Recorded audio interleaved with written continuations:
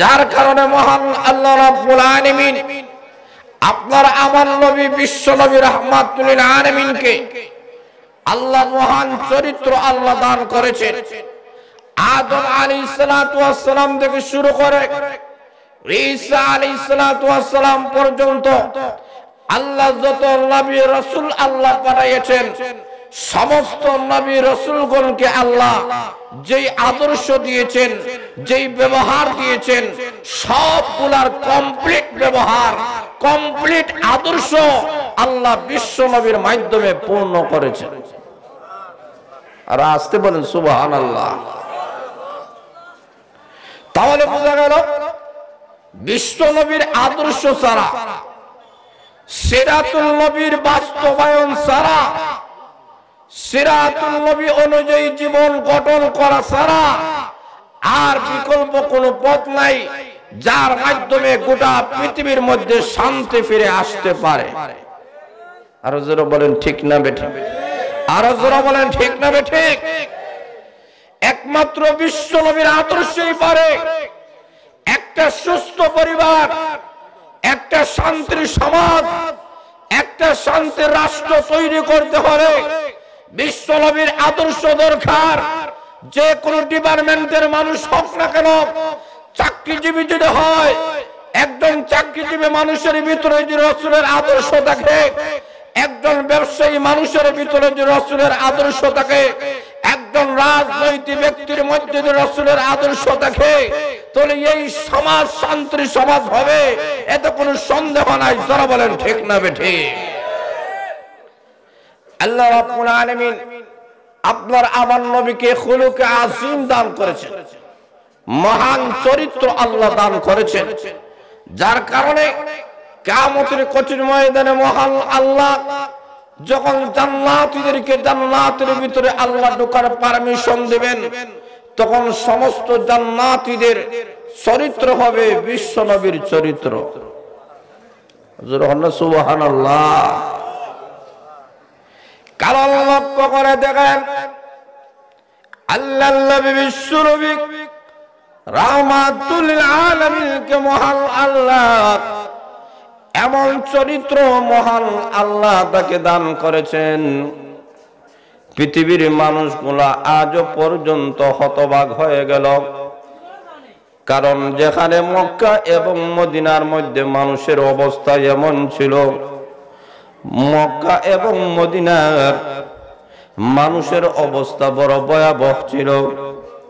বিশ্ব নবী যখন মক্কা থেকে মদিনার মধ্যে হিজরত করেছেন, সেখানে যাওয়ার পরে দেখেন দলের কোনো অভাব নাই, মতের কোনো অভাব নাই, গোষ্ঠীর কোনো অভাব নাই। জোরে বলেন ঠিক না বেঠিক? আরো জোরে বলেন।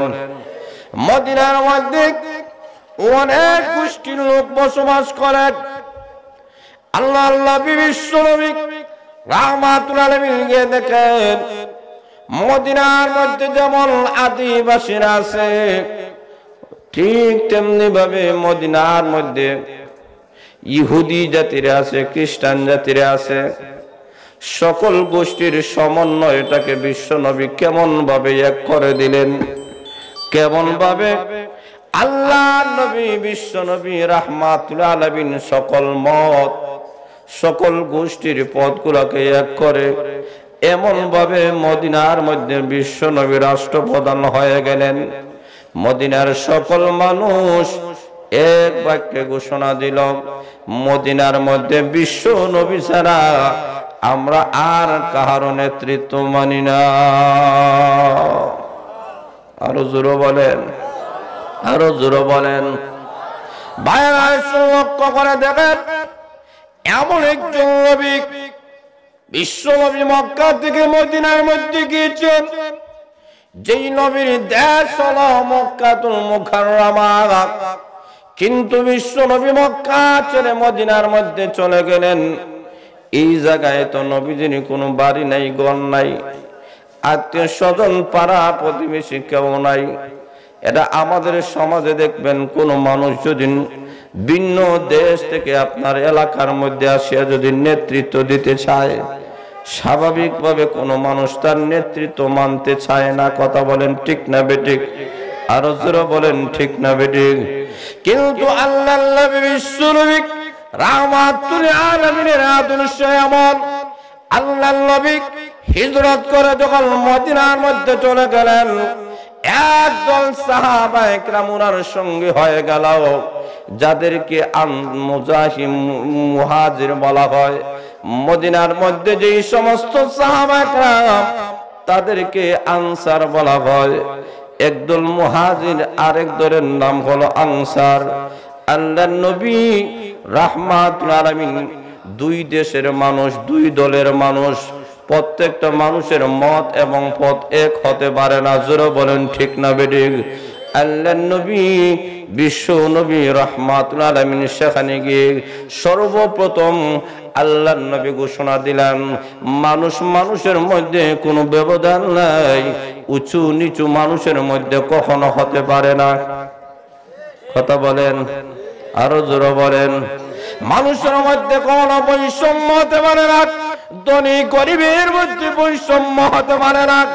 সকল মানুষগুলো এক মহান আল্লাহ সৃষ্টি করেছেন। কালো মানুষকে যে আল্লাহ সৃষ্টি করেছেন, সুন্দর মানুষগুলোকে ওই আল্লাহ সৃষ্টি করেছেন। জোরে বলেন ঠিক না বেঠিক? আল্লাহর নবী বিশ্ব নবী রাহমাতুল আলামিন মুহাজির এবং আনসার সাহাবা কেরামের মধ্যে ভ্রাতৃত্ব সৃষ্টি করে দিলেন। ডাক দিয়ে বলেন, আজ থেকে তোমরা একজন অপরজনের ভাই ভাই। সুবহানাল্লাহ নাই মনে? আরো জোরে বলেন না সুবহানাল্লাহ। মায়া লক্ষ্য করে দেখেন কেমন ভ্রাতৃত্ব বিশ্ব নবী তৈরি করলেন। ও মায়েরা শোন, এমন ভ্রাতৃত্ব তৈরি করে দিলেন।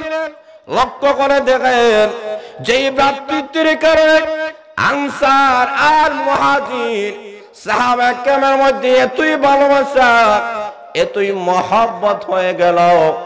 এখন লক্ষ্য করে দেখেন আনসারী সাহাবী যাদের ঘরে দুইজন তিনজন স্ত্রী ছিল, তারা তাকাইয়া দেখে মুহাজির সাহাবায়ে কেরাম তো আমাদের ভাই, এদের বউ নাই, এদের কাছে কেউ বিবাহ দিবে না, কারণ এরা ভিন্ন দেশের মানুষের। বলেন ঠিক না বেঠিক? এদের বাড়ি নাই, এদের ঘর নাই, এদের কোনো ঠিকানা নাই। আমরা অবশ্যই তাদেরকে ভালোবাসি, তারা আমাদের ভাই। তখন সাহাবায়ে কেরামের মধ্য থেকে আনসারী সাহাবায়ে কেরাম ঘোষণা দিলেন, রে ভাই, আমার তিনজন স্ত্রী আছে, তুমি যাকে পছন্দ করো, যাকে ভালোবাসো, তুমি শুধুমাত্র বলো তোমার মহব্বতে বিশ্ব নবীর কথা পালনার্থে আমার স্ত্রীকে তালাক দিয়ে তোমার কাছে বিবাহ দিয়ে দিব। আর জোরে বলেন না সুবহানাল্লাহ। কেমন আদর্শ, কেমন নমুনা বিশ্ব নবী দেখাইছেন। আনসারী সাহাবায়ে কেরাম বলেন, আমাদের দুইজন তিনজন স্ত্রী আছেন, আমাদের কোনো আপত্তি নাই, যেহেতু তোমরা আমাদের ভাই, রক্তের চাইতে আমাদের বড় আপন, কাজেই আমাদের দাবি হলো তোমাদেরকে আমরা আশ্রয় দিতে হবে।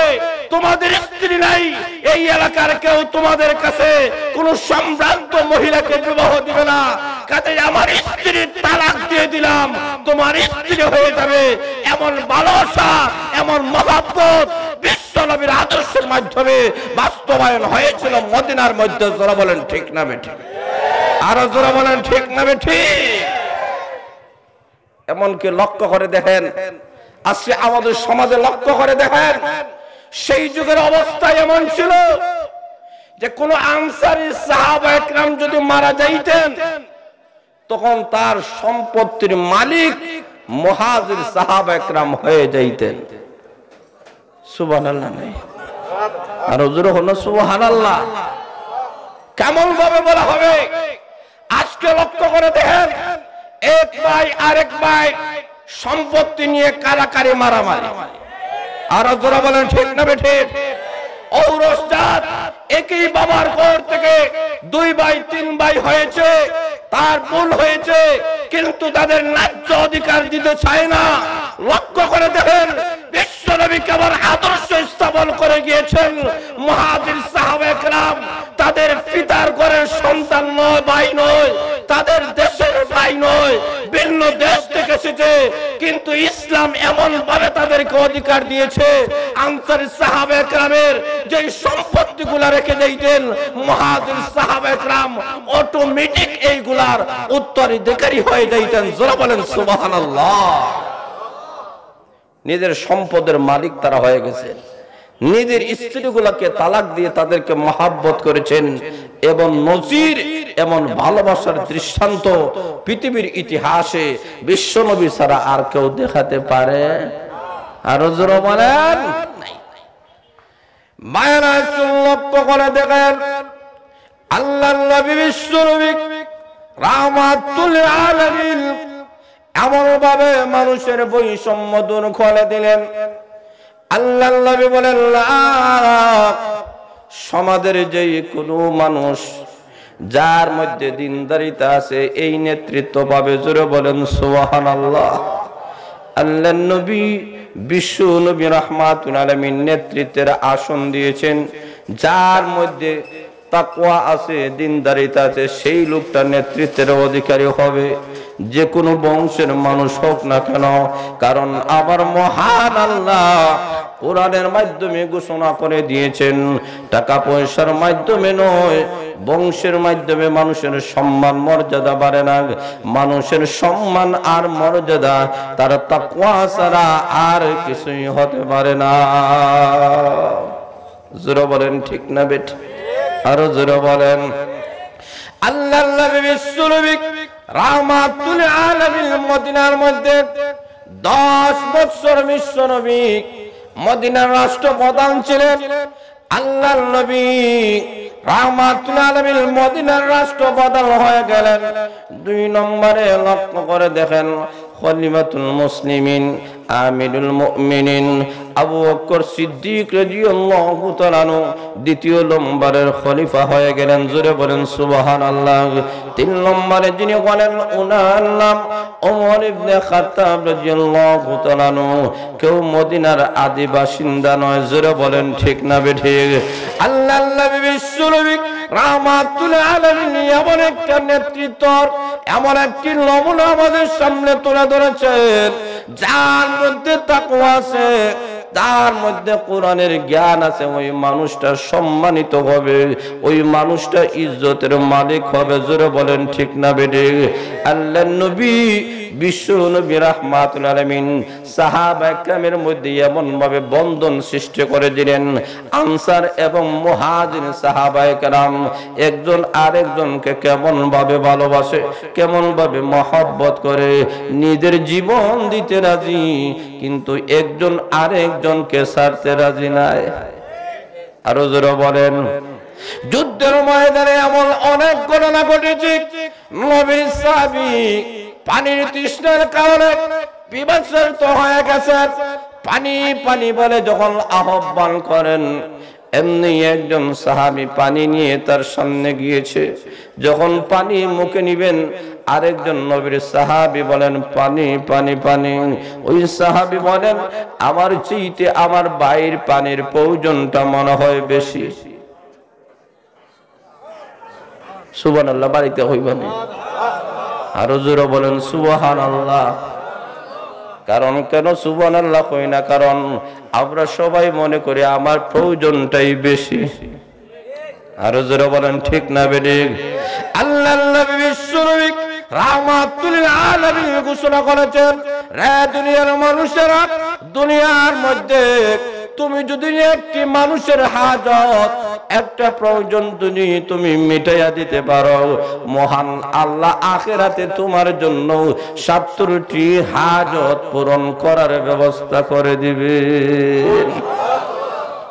এখন সময় ওই সাহাবী বলেন, রাতে মানে না, আমার সঙ্গে আমার ভাই পানির তৃষ্ণার কারণে মারা যাবে, হতে পারে না। আমি মারা যাব, কিন্তু আমার ভাইটা পানি তৃষ্ণায় যেন মরে না যায়। জোরে বলেন সুবহানাল্লাহ। দ্বিতীয় সাহাবীর কাছে পানির পেয়ালা যখন নিয়ে যাওয়া হলো, এমনি পানির পেয়ালা যখন মুখে নিয়েছেন, আরেকজন সাহাবী পানি পানি বলে যখন আহ্বান করেছে, ওই সাহাবী বলেন না, হতে পারে না, আমার ভাই পানি তৃষ্ণায় মারা যাবে, হতে পারে না, কারণ সেও তো আমার ভাই, বিশ্বনবী বানাইয়া দিয়েছেন। আরো জোরে বলেন না সুবহানাল্লাহ। এমন সময়েরা লক্ষ্য করে দেখেন কেমন নবীর সাহাবায়ে কেরাম, কেমন ভ্রাতৃত্ব, কেমন মহব্বত, কেমন আন্তরিকতা তাদের মধ্যে ছিল। এইভাবে এক এক করে 7 নম্বর সাহাবীর কাছে চলে গেলেন, ভাই পানি নাও, পানি পান করে নাও। ওই সাহাবী বলেন, আমি পানি পান করব, ঠিক আছে। তার কাছে যখন নিয়ে যাওয়া হলো, তার মুখের সামনে যখন পানি রাখা হলো, এমনি সাহাবী দুনিয়া থেকে চিরকালের জন্য চলে গেলেন। জোরে বলেন আল্লাহু আকবার।